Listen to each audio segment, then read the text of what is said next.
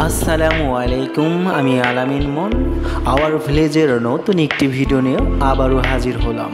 যারা দেশ ও দেশের বাইরে থেকে আমার এই ভিডিওটি দেখছেন ও এই চ্যানেলটি সাবস্ক্রাইব করেছেন তাদেরকে জানাই অসংখ্য ধন্যবাদ।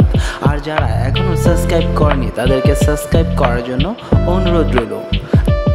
আজকে আমাদের এই পর্বে থাকবে কালামপুর টাঙ্গাইল আঞ্চলিক মহাসড়কের বর্তমান কাজের অগ্রগতি বিষয় নিয়ে।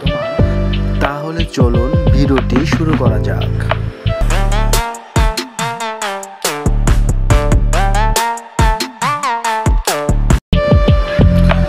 আমরা এইমাত্র ভাটোরা বাজারে এসে পৌঁছালাম।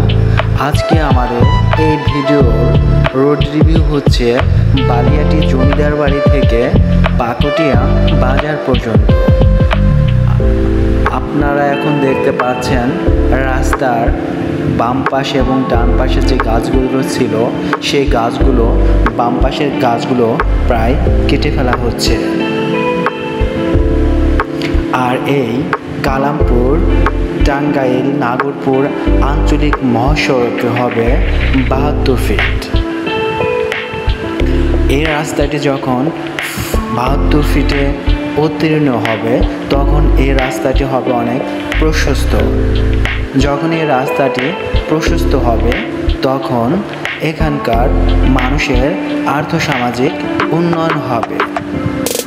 যারা সহজেই উত্তরবঙ্গ হয়ে দক্ষিণবঙ্গ হয়ে আসবেন তাদের জন্য ঢাকা, চান্দুরা হয়ে আর মির্জাপুর হয়ে যেতে হবে না।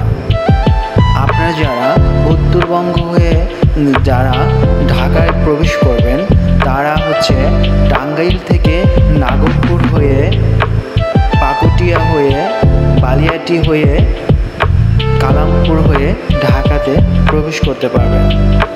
আপনারা এই মুহূর্তে দেখতে পাচ্ছেন এই গাছগুলো কাটা হচ্ছে। আমরা কিছুক্ষণ দাঁড়িয়ে রইলাম গাছগুলো কিভাবে কাটে সেটা দেখার জন্য।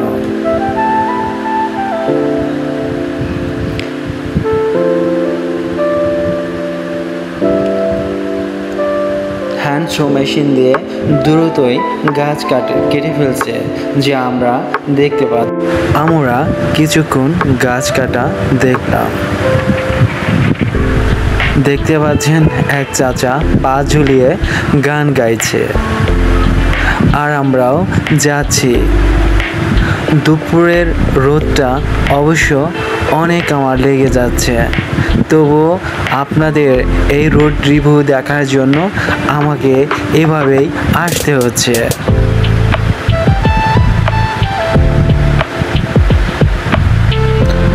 সামনেই গর্জনা প্রাইমারি স্কুল। আমরা সেই স্কুলটি পার হলাম। আর প্রাইমারি স্কুলের পাশেই আছে গর্জনা মসজিদ। আর এই রাস্তাটি যখন 72 ফিট প্রশস্ত হবে তখন অনায়াসেই গাড়ি ভালোভাবেই যাতায়াত করবে, যানজট থেকেও সহজে মুক্তি পাওয়া যাবে।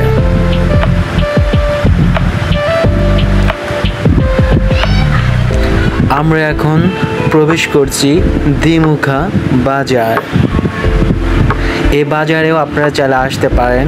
এখানে বিভিন্ন ফলমূল থেকে শুরু করে সবজি কম মূল্যে এখান থেকে কিনতে পারবেন। এই দ্বিমুখা বাজারের আশপাশে মানুষের সবচেয়ে পেশা হচ্ছে কৃষি,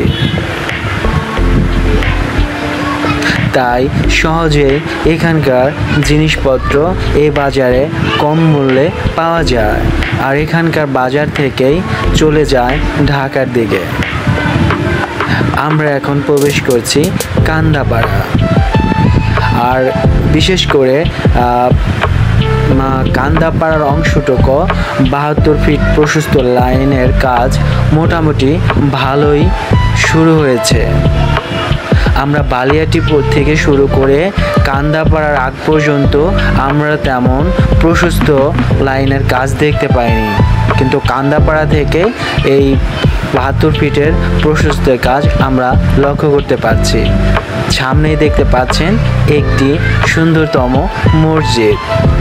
এই মসজিদটি না ভেঙে এখানে ত্রিকোণাভাবে রাস্তাটি করেছে, যারা বাম ও ডান দিয়ে প্রবেশ করতে পারবে গোল চত্বর হিসেবে। অবশ্যই আমরা ধন্যবাদ জানাই যারা এইভাবে এই কাজটি করার জন্য উদ্যোগ নিয়েছে, যারা মসজিদটি না ভেঙে। তাদেরকে আমার অন্তরস্থল থেকে তাদেরকে ধন্যবাদ জানাই। যাই হোক, আমরা এখন চলে যাচ্ছি কান্দাপাড়া পার হয়ে কিছু দূরে গেলেই দেখতে পাচ্ছি সুন্দর করে একটি ব্রিজ নির্মাণ করছে। আর কান্দাপাড়া থেকে বাকি অংশটুকু আমরা প্রায় প্রশস্তের দিকে দেখতে পাচ্ছি। মূলত এটা 4 লেনের কিছু অংশ কম হবে, যেহেতু 72 ফিট, সেক্ষেত্রে 2 লেনের থেকেও আর একটু প্রশস্ত রাস্তা হবে। আমরা এখন প্রবেশ করছি রাথোরা বাজারের অংশটুকু বাম পাশে আরসিসি ঢালাই দিয়ে রাস্তা তৈরি করা হয়েছে। কারণ হচ্ছে এই আরসিসি ঢালাই দেওয়ার কারণে এখানকার বাড়ির পানি যেন এসে রাস্তাটি নষ্ট না হয়, সেক্ষেত্রে আরসিসি ঢালাই দেওয়া হয়। যেখানে বাড়িঘর বা বাজার আছে সেই অংশটুকু আরসিসি ঢালাই দিয়ে রাস্তাটি নির্মাণ করা হচ্ছে। হ্যালো ভিউয়ার্স, একটি কথা বলে রাখি, সেটি হচ্ছে বালিয়াটি জমিদার বাড়ি থেকে পাকুটিয়া বাজার পর্যন্ত এই ভিডিওটি অনেক লং হয়ে যাবে, যার কারণে আমরা কিছু জায়গা কেটে দিয়েছি যেন ভিডিওটি অনেক বড় না হয়। আর ভিডিওটি অনেক বড় হয়ে গেলে আপনারা ধৈর্যহারা হয়ে যাবেন, যার কারণে আমরা ভিডিওটি ছোট করে দিয়েছি। আপনারা দেখতে পাচ্ছেন ডান পাশে আরসিসি ঢালাইয়ের কাজ চলমান। আমরা গত পর্বে আপনাদেরকে দেখিয়েছিলাম আরিচা টাঙ্গাইল আঞ্চলিক মহাসড়কের কাজের অগ্রগতি। সেই কাজের তুলনায় এখানকার কাজ অনেক স্লোভাবেই হয়েছে। যাই হোক, আমরা এখন দেখতে পাচ্ছি রাস্তার যে কালভার্ট বা ব্রিজগুলো দরকার, সে আগের কালভার্টগুলো ভেঙে নতুন করে ব্রিজ নির্মাণ করা হচ্ছে। যখন এই রাস্তাটি অনেক প্রশস্ত হয়ে যাবে তখনকার এখানকার সবজি, কৃষিজাত পণ্য সহজেই ঢাকা পৌঁছাতে পারবে।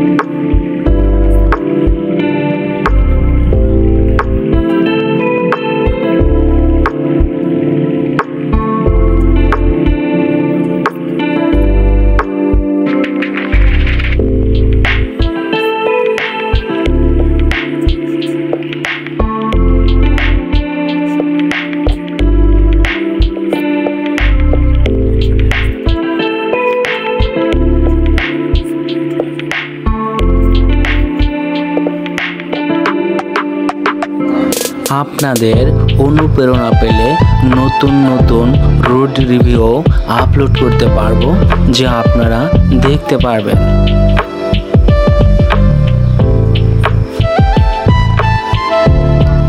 কি সুন্দর রাস্তার পাশ দিয়ে খুব বড় একটা পুকুর দেখতে পাচ্ছে। এটি হচ্ছে পাকুটিয়া পুকুর পাড়।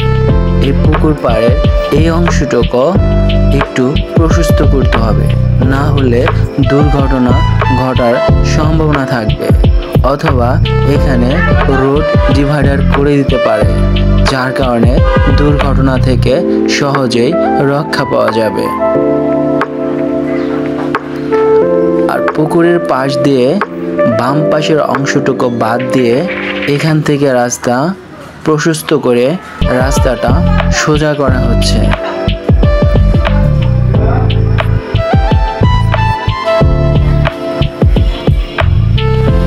কারণ এই ধরনের বাঁক যদি রাস্তায় বেশি থাকে তাহলে দুর্ঘটনার সম্ভাবনা বেশি থেকে যায়। আমরা দেখতে পাচ্ছি সামনে পাকুটিয়া জমিদার বাড়ি, যে আপনারা এখানে আসতে পারেন। পাকুটিয়া জমিদার বাড়ি অনেক সুন্দর, যা আপনাদের অনেক ভালো লাগবে।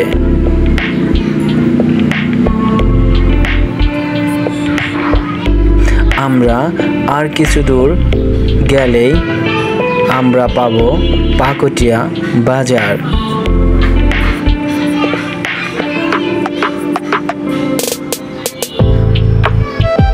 আমরা এখন প্রবেশ করেছি পাকুটিয়া বাজার। আর পাকুটিয়া বাজারের বাম পাশের রাস্তা না দিয়ে আমরা সরাসরি চলে যাচ্ছি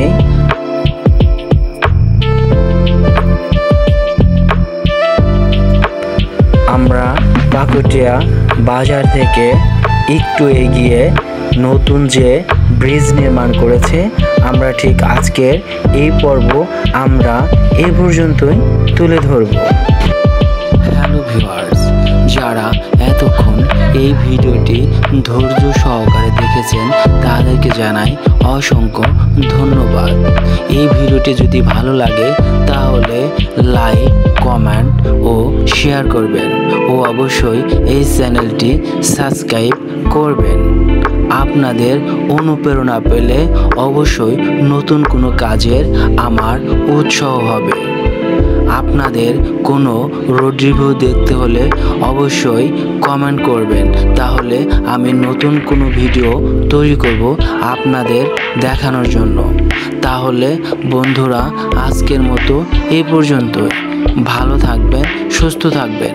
নতুন কোনো ভিডিও নিয়ে আবারও হাজির হব। আল্লাহ হাফেজ।